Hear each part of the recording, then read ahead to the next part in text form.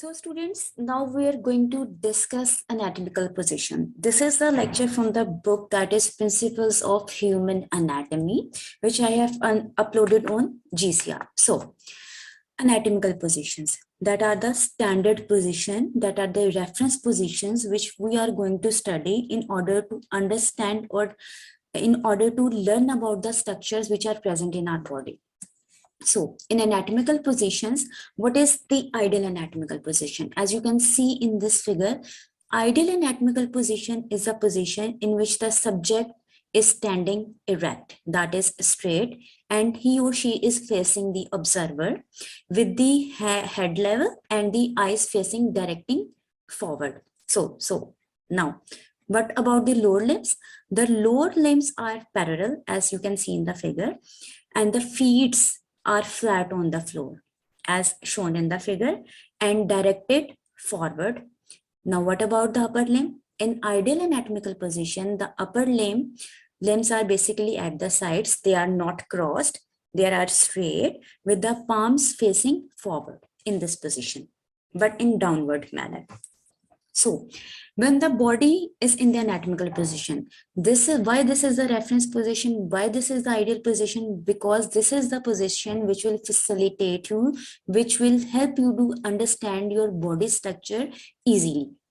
Now, what are the two terms which are used to describe the reclining body?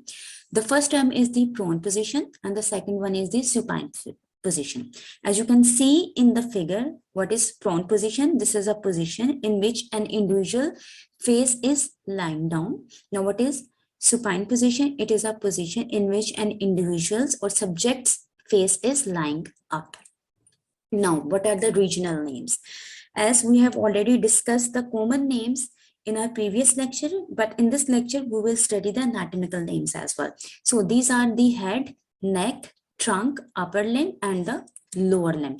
Now, what are the structures within the head? These are the skull. In the skull, we have the 8 cranial bones. Then this is the skull. This is the part which encloses or protects the brain. Then we have the face. That is the front portion of the head that includes the eyes, nose, mouth, forehead, your cheeks, and the chin. So now this is the figure which is representing you that what is the anatomical name of the skull? That is cranial. Face anatomical name is facial. Now, when we will combine the skull and the face, this is actually making the head, which is the cephalic. Now, what is another name of forehead? That is frontal. Temporal for that temple. Orbital or the ocular is an anatomical name for the eyes. For the ears, the word is orbit. For the cheeks, that is buccal. For the nose, that is nasal. And for the mouth, the word is oral. Now, this figure is representing the base of the skull. So, what is the base of the skull? This green color is actually the base of the skull. Now, coming towards the neck. The neck. As you can see that this neck is actually the modified portion of the trunk. So, what is the function of this trunk? Definitely the function of the trunk is to support your head. So this is the trunk which is attached to the neck. So you can also include that neck into trunk. So the neck, a modified portion of the trunk, supports the head and attaches it to the remainder of the trunk. Now, what is trunk? As I have already discussed that basically neck is the modified portion of the trunk. So you can say that neck is basically the part of the trunk. Now, what are other parts of the trunk? These are the thorax. Then we have the abdomen. Then we have the green portion, that is the pelvis.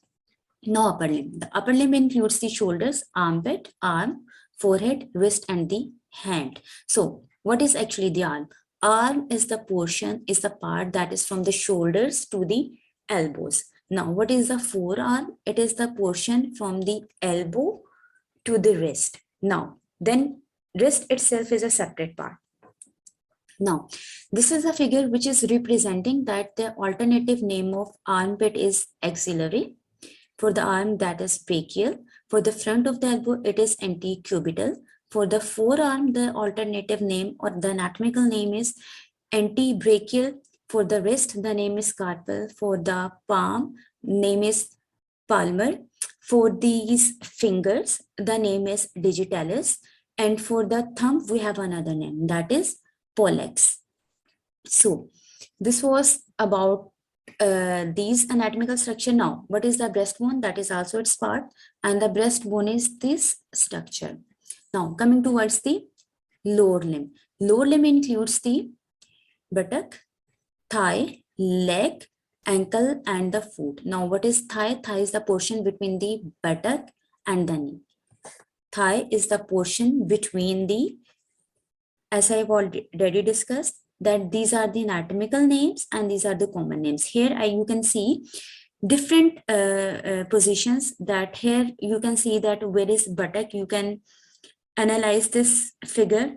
For example, you can see that this is actually representing the sacral region. This is the buttock region, this. And now we are going to discuss that what is thigh. Thigh is the region between the buttock and the knee. Now leg is from knee to the ankle. Then we have separate part, that is ankle. Then we have the foot. Now what is groin?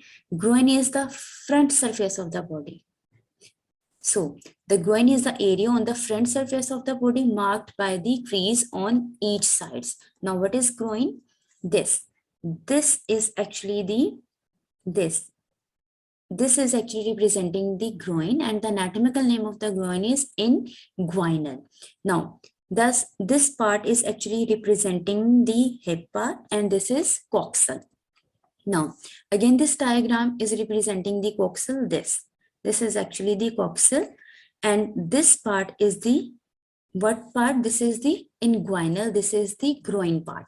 Now, this was the figure in which the author has represented the common names and the anatomical names. So, for example, how I will now precisely describe an other person about the anatomical names. For example, if you have a tetanus shot in your gluteal region, it means you have that shot in the buttock. Buttock is the common name and the gluteal region is the anatomical name.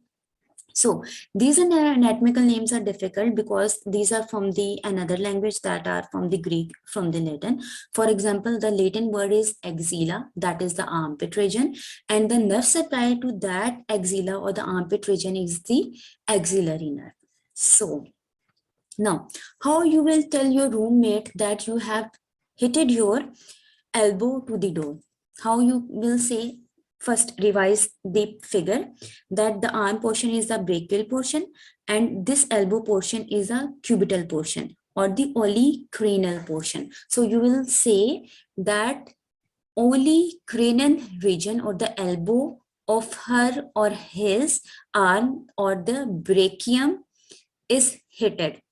So while using anatomical language, you have to pronounce the anatomical words correctly. So